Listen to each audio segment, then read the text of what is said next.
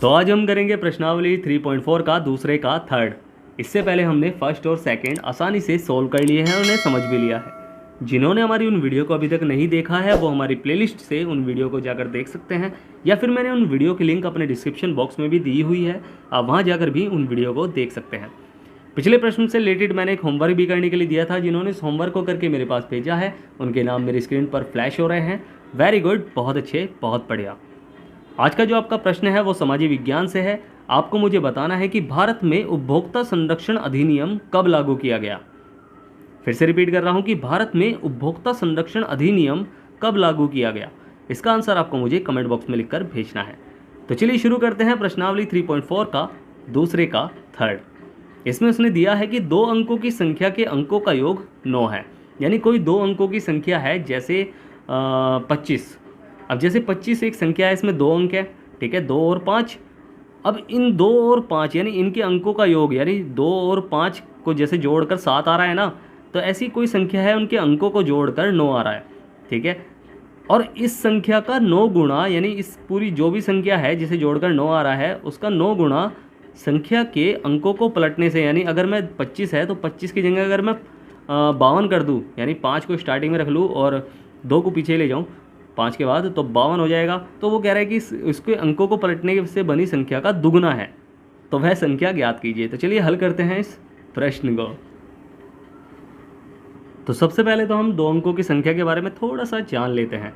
जैसे कोई संख्या मैंने आपको बताई कि 25 है, कि कोई संख्या 25 है, तो 25 अगर संख्या है कोई, तो 25 में जो एक तो इकाई का अंक होता है, एक दहाई का अंक होता है। ये पता ही है आपको कि ये इकाई का अंक है और ये दहाई का अंक है। तो इसे हम कैसे लिख सकते हैं? इसे हम लिख सकते हैं 5 प्लस, और दहाई को हम कैसे लिखते हैं? 10 गुणा 2, ठीक है, ऐसे लिखते हैं ना, 10 गुणा 2 यानी इकाई और दहाई। जैसे आपने स्थानीय मान तो निकाला होगा ना कि 25 का स्थानीय मान क्या होगा। 25 का स्थानीय मान 5 का तो 5 ही है, और 2 का स्थानीय मान क्या होगा? 2 का स्थानीय मान होगा 20, और 20 को हम कैसे लिखते थे? 10 गुणा 2, ऐसे तो लिखते थे। तो इसका स्थानीय मान क्या है? 10 गुणा 2 यानी 20, ठीक है। तो ऐसी ये संख्या है 25, इसका इकाई का अंक है, दहाई का अंक है, और संख्या को किस तरह लिखते हैं हम? संख्या को इस तरह लिखते हैं हम कि 10 गुणा 2 प्लस 5, ठीक है। तो हम स्टार्टिंग यहीं से करेंगे कि माना संख्या का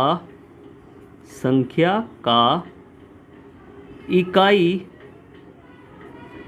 का अंक बराबर, अब इकाई का अंक ये है तो हमने ये मान लिया, इस बार हमने y, चाहे हम x भी मान सकते हैं, कोई फ़र्क नहीं पड़ेगा, बट मुझे y मानने में थोड़ा आसान दिखता है ऐसे, ठीक है। तो इकाई का अंक बराबर y हो गया, ठीक है, और दहाई का अंक माना संख्या का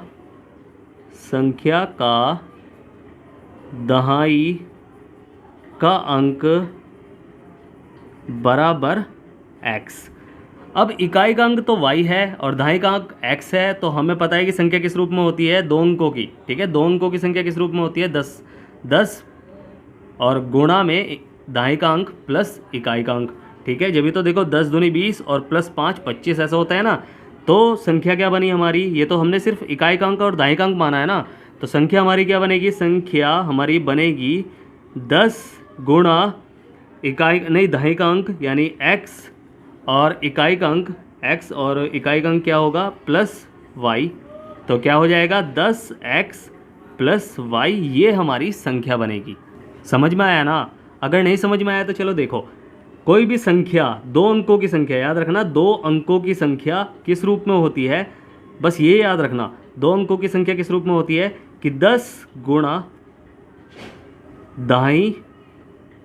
दहाई प्लस इकाई, ठीक है, यानी 10 गुणा दहाई का अंक और प्लस इकाई का अंक, ठीक है। तो 10 गुणा दहाई और प्लस इकाई, ठीक है। तो संख्या हमारी क्या होगी? गुणा में हमने कर दिया 10 की x में गुणा कर ली, 10x हो गया, 10x प्लस y, ठीक है।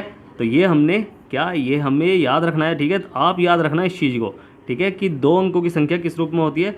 10 गुणा दहाई का अंक और गुणा इकाई का अंक, ठीक है। ये मैंने कार बना दी। तो चलते हैं इस प्रश्न को आगे लेकर, ठीक है। अब उसने क्या कहा है, प्रश्न को ध्यान से पढ़ो। उसने कहा है कि 2 अंकों की संख्या के अंकों का योग 9 है। अब सिर्फ उसने अंकों की बात की है, तो हम करेंगे प्रश्नानुसार, यानी प्रश्न के अनुसार, प्रश्नानुसार 1। अब प्रश्नानुसार उसने जो 1 कहा है कि दोनों अंकों का योग, यानी इकाई का अंक और दहाई का अंक, सिर्फ इसने अंक की बात की है, ठीक है, संख्या की बात नहीं कही। अगर संख्या की बात की होती तो हम संख्या को लेकर चलते हैं, ठीक है, संख्या हमने ये मानी है। बट उसने कहा है इकाई का अंक और दहाई का अंक, यानी दोनों को जोड़कर क्या आता है, दोनों का योग 9 है।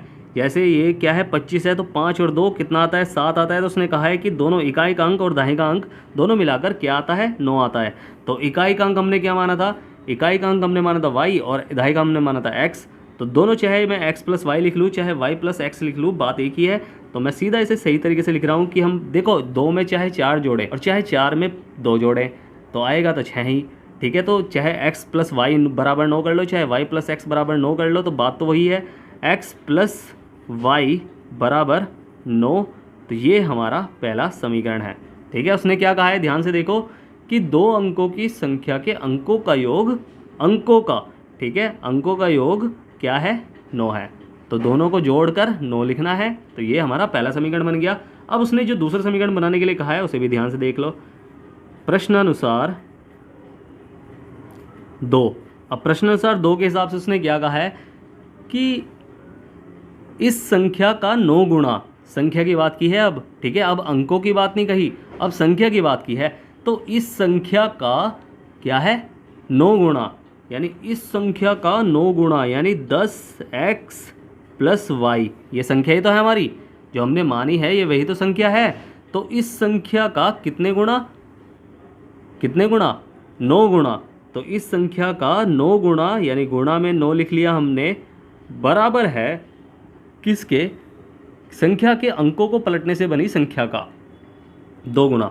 अच्छा, संख्या के अंकों को पलटने से बनी संख्या के, ठीक है, संख्या के अंकों को हमने पलट लिया। मैंने 25 माना था कोई संख्या, ठीक है। तो 25 को अगर मैं इसके अंकों को हम पलट दें, तो इसके अंकों को अगर हम पलट दें तो पलटने के बाद क्या हो जाएगा, ये 52 हो जाएगा। तो इसमें इकाई का अंक क्या बन जाएगा, 2 हो जाएगा, और दाएं का अंक क्या बन जाएगा, 5 हो जाएगा, ठीक है। तो इकाई का अंक क्या, अब जैसे मैंने इकाई का अंक जैसे ये माना था, मैंने संख्या क्या मानी थी, 10x प्लस वाई, ये मैंने संख्या मानी थी। अब इस संख्या में इसके अंकों को हमने पलट दिया। अब पलट दिया तो क्या बन गया, ये 10y प्लस एक्स। भाई दाएं का अंक को मैंने इधर कर दिया इकाई के अंक में, और इकाई के अंक को हमने दाएं के अंक में बन दिया। तो नई संख्या क्या बनी हमारी, तो चाहे मैं इसे लिख सकता हूँ, थोड़ा सा कि अंकों को पलटने पर बनी संख्या, ठीक है, अंकों को पलटने पर बनी संख्या क्या बन जाएगी, 10y प्लस एक्स, ठीक है। तो ये मैंने इसे लिख लिया, इससे पहले ये लाइन लिख लेना आप भी, ठीक है। तो x प्लस वाई, जो पहली वाली संख्या थी उसका 9 गुणा संख्या के अंकों को पलटने से बनी संख्या के, ये जो नई संख्या बनी है उसके 2 गुणा है, ठीक है, इसका 2 गुणा है। तो 2 गुणा में हमने लिख लिया, ठीक है, यानी 10x प्लस वाई गुणा 9 बराबर 10y प्लस एक्स गुणा 2, ठीक है। अब इसे क्या कर लेंगे, इसे एक समीकरण के रूप में लिख लेंगे, 10 निम्न 90, भाई 10 निम्न 90 x प्लस 9y बराबर 10 दूनी 20y प्लस 2x, ठीक है। यहाँ तक समझ में आया ना, नहीं समझ में आया तो पूछ सकते हो, ठीक है। तो ये हो जाएगा 90। अच्छा, वीडियो को 1-2 बार देखो, समझ में आ जाएगा, अगर तब भी समझ में ना आए तो मुझसे पूछ लेना, ठीक है। तो 90, x को x के पास ले जाओ, तो 90x, ये प्लस का है, इधर जाके माइनस का हो गया, 2x बराबर, बराबर क्या, इसे भी इधर ले जाओ चाहे तो, दोनों एक साथ लिख लेंगे, कोई प्रॉब्लम नहीं होगी उसमें, ठीक है। तो ये हो जाएगा प्लस का 9y इधर ही था, और ये 20 इधर जाके माइनस का कितना हो जाएगा, 20y बराबर 0, यहाँ कुछ नहीं बचेगा। अब इसे सॉल्व कर लो, इसे जब हम सॉल्व करेंगे तो 90 में से 2 गया तो कितना बचा, 88। तो 88x, और ये प्लस का है और ये किसका है, माइनस का, तो घटेगा, तो घटेगा, चिन्ह तो बड़े वाले का है क्योंकि 20 है। तो 20 में से 9 गया तो कितना बचा, 11 बचा। तो 11y बराबर 0, ये हमारा दूसरा समीकरण है, ठीक है। क्वेश्चन बहुत आसान है, इतना टफ नहीं है, बस ध्यान से पढ़ना होता है, ठीक है। बिल्कुल टफ मत समझना, कोई क्वेश्चन टफ नहीं होता, बस वो टफ जब तक रहता है जब तक हमारे माइंड में आ नहीं जाता, ठीक है। डरना नहीं है किसी क्वेश्चन से। क्वेश्चन टफ जब तक रहेगा जब तक आपको वो आता नहीं है, और जब आपको आ जाएगा तो वो टफ कहाँ रहेगा, ठीक है। तो ये हो गए हमारे पास दो समीकरण, एक तो है x + y = 9 और एक हो गया 88x - 11y = 0, ठीक है। अब देखो इसमें कोई चर समान तो नहीं है, तो हम क्या करेंगे, इसमें किसी एक चर को समान कर लेंगे। तो किस चर को समान करें, तो मैं y वाले चर को समान कर सकता हूँ, तो y वाले चर को आसानी से समान कर लेंगे। हम कैसे करेंगे, उसमें 11 की गुणा कर देंगे। तो हम सीधा लिखूँगा मैं कि समीकरण 1 में 11 की गुणा करने पर, जो हम 11 की गुणा कर देंगे तो क्या हो जाएगा, ये हो जाएगा पहले तो x + y = 9 समीकरण नंबर 1 है, तो 11x + 11y = 11 × 99, ये हमारा समीकरण नंबर 3 हो जाएगा। अब ठीक है, ये समीकरण नंबर 3 हमने किससे बनाया, पहले समीकरण से, तो अब एक समीकरण नंबर 1 को तो भूल जाओ। अब हमें क्या करना है, दूसरे और तीसरे में देखना है। तो हम क्या करेंगे, एक छोटा सा गैप छोड़ देंगे कि हमें क्या लिखना है उसे, इसके लिए, और दोनों समीकरण उतार लो। 88x - 11y = 0 और 11x प्लस 11y ये बराबर 99, ये हमारे पास दो समीकरण हो गए। अब हमें क्या करना है इसमें, देखो जिसके मान सेम हमने किए हैं, जिसके मान हमने सेम किए हैं, हमें सिर्फ उसका चिन्ह देखना है, ठीक है। उसका चिन्ह देखना है, तो ये प्लस का है, ये माइनस का है, तो क्या हो जाएगा, हमें चिन्ह चेंज करना है क्या, नहीं करना ना, क्योंकि ये तो कट जाएगा आराम से, बिना चिन्ह चेंज किए ये कट जाएगा, क्योंकि इसके तो पहले से ही चिन्ह चेंज है, ठीक है। तो ये क्या है, ये माइनस का है, ये प्लस का है, तो हमें तो यहाँ सीधा हमें साइन चेंज करने नहीं है, ठीक है। तो हमें जब साइन चेंज नहीं करने हैं तो हम क्या लिखेंगे कि समीकरण 1 नहीं 2 तथा 3 को जोड़ने पर, ठीक है। जोड़ने पर हमने लिखा, तो जोड़ने पर जो हमें साइन चेंज करने की जरूरत नहीं पड़ी, तो जब जोड़ने पर लिखा तो ये तो उल्टे चिन्ह है ही, तो इन्हें तो काट दिया हमने। अब ये दोनों क्या है, देखो 88 प्लस का है, 11 प्लस का है, दोनों प्लस प्लस की चिन्ह है, तो यानी जोड़ेंगे 88 और 11, 8 और 1 9 और 8 और 1 9 x, ठीक है। x का x बराबर 99, क्योंकि 99 में से कुछ नहीं जुड़ा तो बस 99 का 99, तो x का मान क्या निकल के आएगा, x बराबर 99/99, और काटेंगे तो क्या आएगा, 1 आएगा, तो x का मान क्या निकल के आया, 1 आया, ठीक है। x का मान 1 निकल के आया। अब हमें x का मान किसी भी समीकरण में रख देना है, तो हमें किसका मान निकल जाएगा, हमें मिल जाएगा किसका, y का मान, ठीक है। तो x का मान समीकरण 1 में रखने पर, जब x का मान समीकरण नंबर 1 में रखेंगे हम, तो समीकरण नंबर 1 तो उतारना पड़ेगा, चाहे तो x + y = 9, तो 1 + y = 9, तो y = 9 माइनस 1, तो y का मान क्या निकल के आएगा, इसे मैं यही लिख रहा हूँ कि y का मान y बराबर 8 आएगा, ठीक है। अब हमने क्या देखा कि x का मान क्या है 1 और y का मान क्या है 8। x हमने क्या माना था, दहाई का अंक, तो x हमने दहाई का अंक माना था ना, तो दहाई के अंक अगर हमने x माना था तो y क्या था, इकाई का अंक, और संख्या हमने क्या बनाई थी उससे, संख्या हमने जो बनाई थी, संख्या वो बनाई थी 10x + y, ये हमने पहली संख्या बनाई थी ना, वो बदलने वाली नहीं, बदलने वाला कोई क्वेश्चन नहीं है, ठीक है। संख्या ये है ओरिजिनल जो हमने स्टार्टिंग में बनाई थी, ठीक है। अब इसमें हमें सिर्फ मान रखना है, कैसे रखना है मान, देखो आराम से। अब x की जगह हमें क्या रखना है, x की जगह हमें रखना है 1, और इसकी जगह हमें क्या रखना है, y की जगह हमें रखना है 8। तो क्या हो जाएगी संख्या हमारी, तो संख्या हमारी हो जाएगी 10 × 1 और प्लस y का 8, तो 10 एकम 10 + 8, तो संख्या हमारी क्या बनी 18। क्लियर है, यही हमारा आंसर है।